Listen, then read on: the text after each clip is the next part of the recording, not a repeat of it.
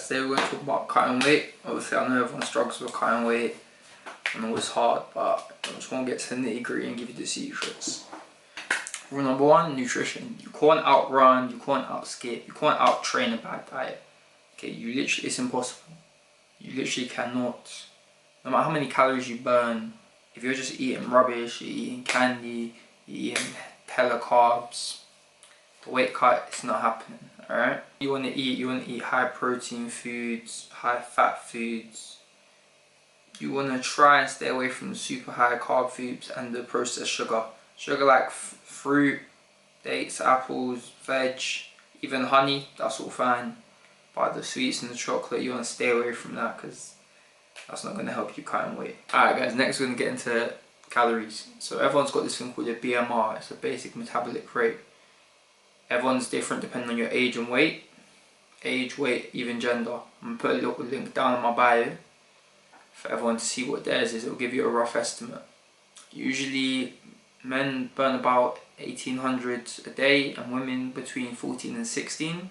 And that's just you just doing your day-to-day life. You're walking, you're talking, you're eating whatever, you're burning that naturally. So yeah, with the calorie deficit, you want to be eating 50 grams of fat, because anything under 50 grams of fat, natural fats, you know, stuff like nuts, seeds, stuff like that, anything under 50 grams of fat, your testosterone is going to go down, which isn't going to be good for your performance. You want, depending on your age and weight, but I'm going to say about 110 grams, 100 to 130 grams of protein every day, and the rest is carbs. For me, when I'm cutting weight, I eat 1600 calories a day, and on an average day I burn about 3000. If you've got not a lot of fat, but if you're not really shredded, and you've got a little bit extra weight, the first 2 kilos should come off pretty easy.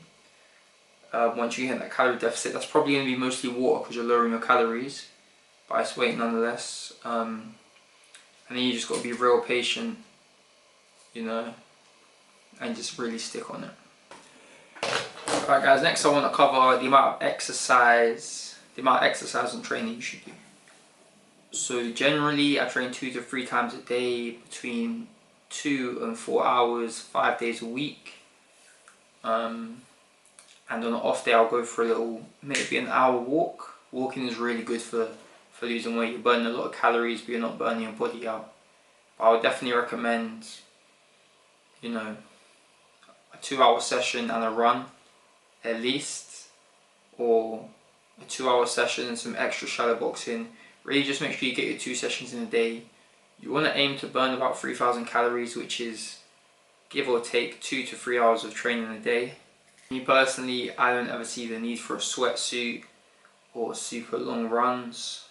This is obviously, I think if your nutrition is right and you are training hard, that weight is just going to come off naturally. I think the sweatsuit and stuff is a bit of an unscientific approach and a bit of an old school thing.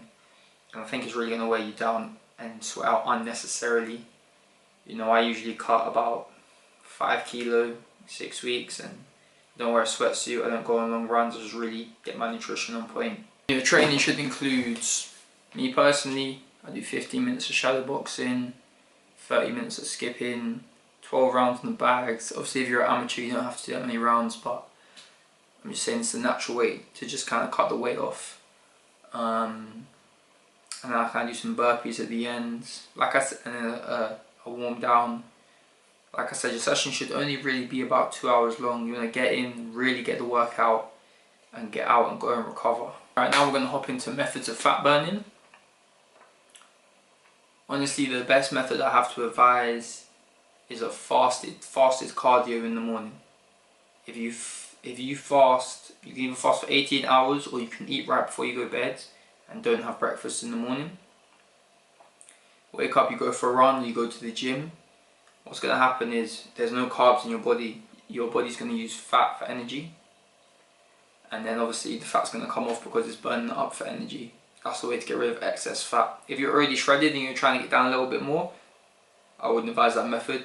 But most definitely if you've got a little, little chub and you want to get rid of it, fasted cardio in the morning is the best thing I could advise. 100%. Skipping, running, rowing, just any sort of cardio, 30 to 45 minutes or even an hour, you know, different exercises. You could skip and then shadow box, you could skip and do some burpees, you could hit the bag, you could do some sprints, you could even go for an hour walk.